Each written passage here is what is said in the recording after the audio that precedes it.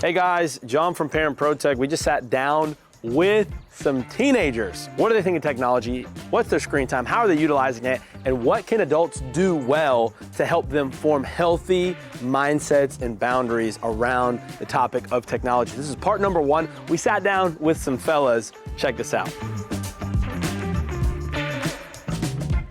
I know you guys a little bit, but tell us about yourself. I'm Evan, and I'm in 9th grade. I'm Seth, and I'm a freshman. I'm 15. 15? Oh yeah, your age. I'm 15. 15. I'm Sam, I'm a junior, and I'm 17. I'm Grayson, I'm in 4th grade, and I'm 10. And I'm John, and my age is none of your business. I'm old enough to have 3 children, take that. But we wanted to do something special, which is actually just give the microphone to the actual people that we're talking about, which is Gen Z, Gen Alpha, teenagers, up-and-coming teenagers, and talking about social media, technology, something that can be really scary. Do you guys feel like it's like a scary topic for parents and teachers? Yeah. Yeah. For parents Yeah. and teachers, yeah. Give your best impression of like a parent or a teacher talking about social media or technology. It takes up too much time. Takes up too much time? It's because of that dang phone. That's a that good dang quote. That's a phone. good quote. Because of that dang phone. Yeah, we gotta break it. Break it. One thing I hear a lot is it takes up all your creativity. Oh, it takes up your creativity. Sucks it out. Yeah. But if you would just put a crayon on paper, man, your brain You're would good. just be, You're good. we'd be working, you know? What about you guys? Why aren't you doing something actually important? Whoa! Why aren't you doing something actually important? And your response in your head is? It is important. There you go. When I was finishing high school, smartphones were like really just coming out. And one of my main experiences with technology is that all school I like failed art because it was like drawing and cutting, and I'm terrible at all of that. And so I kind of grew up going to school thinking, well, I'm not creative, I'm not an artist. But then when I graduated high school, I got my first MacBook Pro, downloaded Photoshop, and now I realize I actually am creative. I just didn't have the right tools and the right medium for my creativity. Let's hear just in general, like how do you, like think of like an average day from sports to friendships to school to family even, like how do you use technology? Just like off the top of your head, how do you use technology? Usually every time I pick my phone up, it's to check a message or check the time. Yep, so communication, Yeah. checking up on So information. like a text or like a snap or some sort of communication usually when I pick my phone up. Yep. I normally use technology to keep up with my friends. I use it also for sports as well. So like I'll watch film on like other teams, maybe like if I'm playing a certain team Yep. and there's film on them. Or just watching, pro sports or anything, just learning from all of that and stuff and applying on your it. phone. Yeah, and a lot of things that I've learned for my sport has come from social media and stuff. So like I get a lot of my, hitting tips from certain Instagram accounts. So that's kind of what I normally use. Navigation, Yes. Google Maps. True. Other than that, probably texting and networking on Instagram. Cool. So I'm a photographer, so I go to car shows a lot, and a lot of people put their Instagram on their car. So if I see a car, I'll hit them up on Instagram, Yeah. see if they want to do a photo shoot and stuff. So What do you use technology for? I use technology for communication and social media. Top 3 apps you can't live without. I only have 2. It's Snap and Apple Music. Snap and Apple Music. I would say Snapchat, Instagram, and Apple Music. Okay. Instagram, Spotify, and Google Maps. Spotify. Let's go, baby. Let's go, dude. I'm also Google Maps. I can't believe are y'all driving yet? Okay. That will be added to I would be so lost without Google Maps. I use Apple Maps because it syncs up with my Apple Watch. What apps? Spotify, YouTube, and Twitch. Spotify supremacy. 3 versus 2. It's not. Let us know as you're watching. Are you an Apple Music or Spotify team, household, or organization? Eric Phillips has an Apple Music subscription, so that's what I use. Yeah. There's a right or wrong answer. Oh, okay. Spotify's right. Okay. Man, for the people. You guys have talked a lot about how social media technology kind of relates to your careers someday. Like, I think that would be something that's surprising. 20 years ago even, people are thinking about getting into cars. They're not necessarily correlating photography or YouTube, certainly with athletics. What are some of your couple ideas for like a dream job? I want to start my own sports announcing business. kind of like Barstool and Dave Portnoy with what he started, but like I want to have like my own sports brand.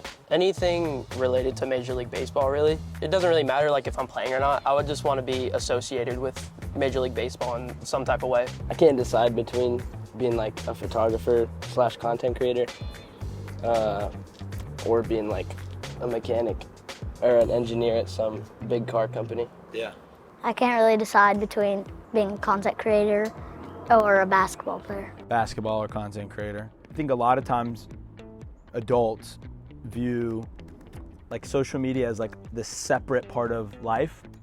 And I wonder what you guys think of this statement that really social media and technology are not separate parts of life. They're just integrated kind of with each part of life. Like, yeah, Huddle. Imagine someone trying to get recruited without Huddle right now. Yeah, Right. like I use NCSA, so that's a big part of my recruiting because I get a lot of following from college coaches from that. Yep. So I wouldn't be able to touch bases with nearly as many college coaches without it. Something we've talked about before in Parent ProTech, a specific person is like Bronny, like LeBron James Jr. How, whether we like it or not, whether he's good enough or not, he's going to make it in the NBA. You know, like LeBron James Jr. will be in the NBA. He's an okay player. He's a good player. Before he even was a college D1 recruit, though, he was making money with FaZe Clan playing Fortnite. And that's just a lot of the world that like we live in. Talk about that idea of like social media being a separate thing versus like a part of life. Is that what you guys feel like from adults sometimes? Like, or is it that they talk about it as like a negative separate part, or how do you guys see it? I think you can definitely find success in it. There's a lot of stuff that you can do to not only promote your own brand, but like find success in the world through social media platforms. I feel like it definitely could be a separate thing, but as long as you have the drive for something, you can make social media integrate with anything. Like, if you're into cars, you can make social media integrate with cars. If you're into baseball, you can make it integrate with baseball. If you're into basketball, you can make it integrate with basketball. I feel like it's so, like, there's no solid form of social media. Like, it's almost like it's a liquid state. You can make it into anything. I think a lot of adults and people, like, they don't understand social media with like, oh, it's just gonna like get in your way of doing something that you really want to do. Whereas like, if you really treat it the way it is, then you can put it in definitely like a positive effect in your life, and it could promote you a lot with what you're doing. Yeah. What would you say, Grayson? I think parents and like other people that don't normally do it think that it's a waste of time. Yeah. And more of don't see the value in it that there is. Like they don't see the potential that Yeah. that there is. Yeah. Let's talk about some of the downsides though, because I think all of us know that we've all experienced that there can be negative aspects to the internet. I mean, even for me, one of the first, at the time it was like the first massively multiplayer game, is a game called World of Warcraft. I mean, it's still around, but at the time it was like, it was kind of like how Fortnite was in terms of like just, it was the game kind of. And I almost failed 9th grade because of it. I was too sucked into that. Now, that wasn't necessarily had anything to do with social media. And so I think even that's something to point out that, like you said, social media and gaming and all these things, it's really about how you use it. But what would you guys say are some of the real negative aspects about things like screen time, you know, like interacting with people that you shouldn't, you know, online or visiting sites that can be disruptive? What are some of the dangers that maybe parents and teachers aren't just like crazy for thinking that we should be careful on these devices? You really have to watch what you're looking at, and you really have to monitor, and you have to be self-aware on social media and technology, because it could really make or break you in a sense. Like, a lot of athletes have ruined their careers off of things that they've done or said on social media. True. So you have to really be mindful of what you say or do. That and like, when I'm on like social media, I always think about, is this doing something positive for me? Yeah. Like, does this have a positive effect on me? And if it doesn't, you shouldn't be doing it. Yeah. And do you feel that, were you taught that, or is that how, or do you, and are you unique in that approach? Or are a lot of, is there a surprising more amount of kids that are actually like think that way about screen time and things of that nature? Depends on who you talk to. Yeah. Like, it depends on like what their values are. But like, like most of my friends, all my friends have the same mindset that I do. That like, if you're in social media, it's got to be in a positive way. And do you feel like they learned that at home or at school, or did they kind of just decide within themselves? It can be through anything. It can be through church. It can be through your parents. It can be through who your friends are. Yeah. But there's those three things that like you're surrounding yourself with basically like define not necessarily define, but like it shows how you use social media. Like if your parents like just gave you social media, like do whatever you want with it, eventually you're gonna use social media for a negative effect. Or if you're surrounding yourself with kids that are having a positive effect in your life, then why would you have a positive effect on social media? Yeah. I think as a whole, social media and just technology in general is like, it's kind of more of like a tool.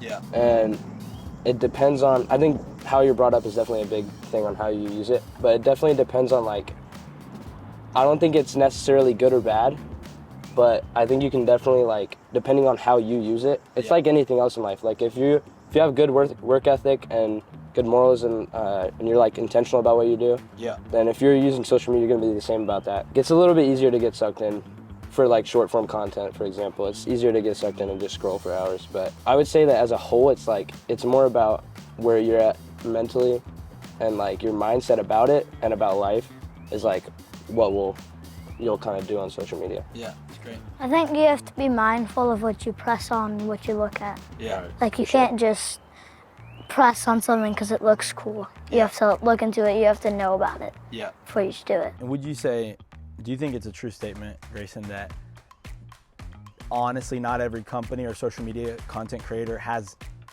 like kids' best interests in mind? Maybe it's they're trying to make money or they're trying to get attention. Do you think that's a true statement? Yeah, very.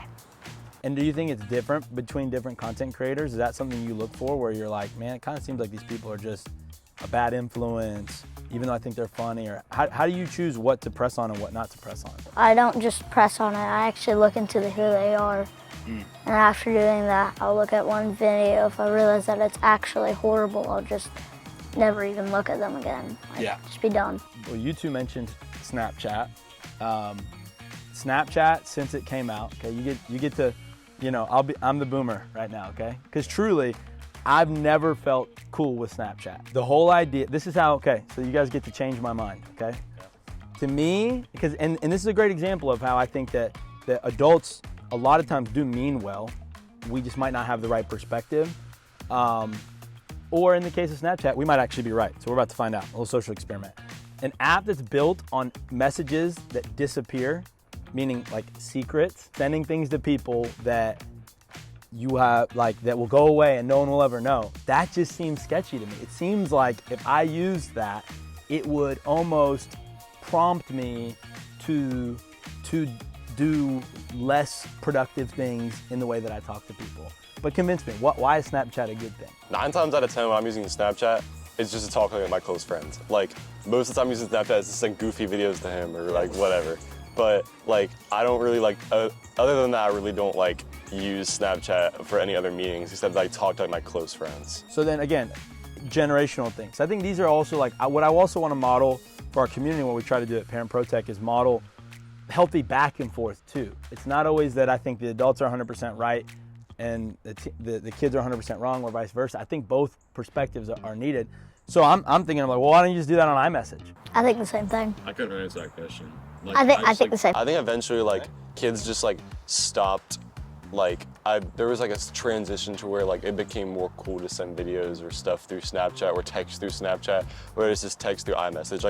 Like 9 times out of 10, if I'm texting on iMessage, it's to my parents. It's to my parents or like family members. Like if I'm texting my friends, it's like almost every time it's on Snapchat. It's a lot more convenient to send pictures and videos like directly to a Snapchat. And also you can use Snapchats as a conversation starter too. Like you can send a picture of something to somebody and they'll be like, and they'll mention something in it. Like if I send a picture of my dog, Or somebody would be like, oh, that's a cute dog. And that's a good conversation starter. Also streaks. One thing with like, is like if you're really close with a friend, then eventually like, it almost like forces you to like talk to them, if that makes sense. Because like once you build a streak, it's like something you don't want to like lose, even though like it doesn't matter if you lose it. But it's almost like a built-in thing that makes you want to communicate with your friends more. Which you can treat that in a negative or a positive way because it makes you communicate with the person. But like when I see like if I were to like be, it almost is like a thing that makes you talk to that person. I don't think Snapchat is needed. You can do the same thing on messages. There's no difference. I have no idea why people use Snapchat. I feel like it's just kind of one of those things that like, oh, it's a cool trend, so it just comes to mind that you want to do it. Like it just like makes you. It's calling you out, boy. Even as you guys talk though, I think about how Instagram DMs, which I'm on, Instagram's the thing I use most, has vanish mode, you know, and so I think that that's even part of why parents and teachers adults can tend to have such a fear about phones and social media because it feels like there's more opportunity for bad than good sometimes. What do you guys think? Where's the balance there? Like, how do you make sure that you're using technology as a healthy part of your life versus as a time waster or setting yourselves up for danger? Like, what would be if you were in a court case pleading on behalf of technology, screen time, etc., how would you say it? Does it have a positive impact on you? Like, is what you're doing positive? Is what you're doing help you out in some sort of way? If it doesn't, you shouldn't be doing it. You're in control of most of it. So you can either control it in a good way or a bad way. And I can't speak for everyone, but I know everybody in this circle here is using social media in a good way, and they're using it to impact their lives in a positive way and not a negative way. And there's a lot of things that we want to do in our life that it would be a lot harder to do without social media because we need to get our name out there into the world so then people can know who we are. For me, I want to play college baseball. I need to get my name out there so then college coaches can know who I am. So then, maybe a coach will see me on Instagram or on NCSA one day and is like, maybe this guy would fit in our program, and then he reaches out. Yeah. And so I would say we just have a lot more advantages than people did back then. Like back then it was almost just a game of chance, but now we have more control. So sometimes what you guys hear is like when people are saying spend less time on social media and your phones, does it kind of sound like you're saying you want me to jeopardize my future? If I was like, hey, get recruited without social media and a phone, would you feel like you're at a disadvantage? Yeah. Yeah, definitely. For sure. What about you guys? If someone were to say, hey, there's no way social media is healthy, the world would be better off without it, what would you say to that? In my case, I think it genuinely would be better off without it as a whole. Okay. Because I think we could figure out ways to do things that we do on it without it. But it's here, so we might as well make the best out of it. If I'm at a car show or something and I see someone's car and I like it, 9 times out of 10, the owner's not with his car. Yeah. So it's harder to network with him and maybe talk to him, maybe get something planned. But it is a lot easier when I can get their Instagram on their car and then hook them up afterwards. Yeah. I think I would probably state the reasons out to them. Okay. Why, it can be used in wrong ways and right ways. You could use it for trying to kidnap children or something, or you could use it for a positive way to try to get to a sports team. Yeah. Or to show yourself out. What I took away from this conversation again is that social media is a part of life. It's a tool, and really how healthy or unhealthy it is depends on how you use it, and that maybe some of the conversations bridging generational gaps and understandings would be helped, when we talk about it from that angle of saying this is a part of dream jobs that we have, careers, trying to be recruited, trying to be educated. Just want to thank you guys for your perspective. You guys Absolutely. are awesome. Thank you. Thank you, sir. That's kind of funny. The first thing I'm gonna do when I walk in there is probably go on my phone on social media. Yeah. Thanks, man. Yeah.